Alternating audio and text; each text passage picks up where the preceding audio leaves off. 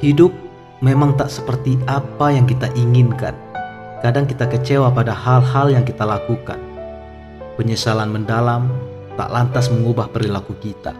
Justru, kita malah semakin sedih dan murung.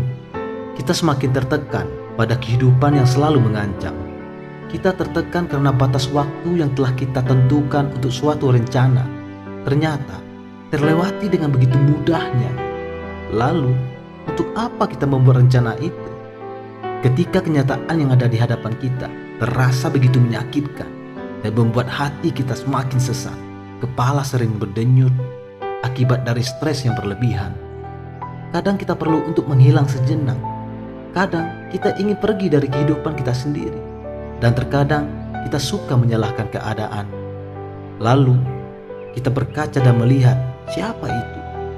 Rasanya bukan diri kita lagi. Ia serasa asing dan kita berusaha untuk tidak mempercayainya.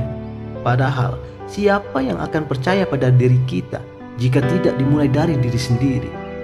Kita perlu mempercayai diri dengan melakukan hal yang sesuai dengan apa yang hati kita mau.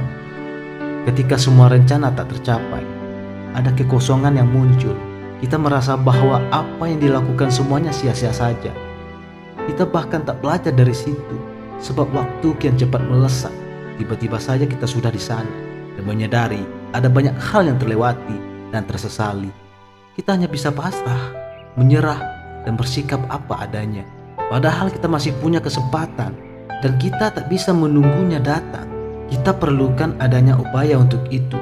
Jangan hanya ikut-ikutan, tapi kita bisa bertanya, kita bisa memberi, kita bisa membantu. Hidup bukan hanya untuk dirimu sendiri. Mungkin kita iri melihat teman telah berhasil dengan pekerjaannya. Mungkin kita iri melihat keberhasilan orang lain. Tapi kita perlu menyadari bahwa mereka berjuang untuk mencapai hasil itu. Maka kita perlu berjuang juga untuk kehidupan kita. Jangan menyerah pada kehidupanmu, sebab menyerahmu hanya akan membuatmu semakin asing dengan dirimu. Ingat kembali orang yang pernah kamu bantu. Ingat kembali kejadian yang membuat hatimu bersemangat.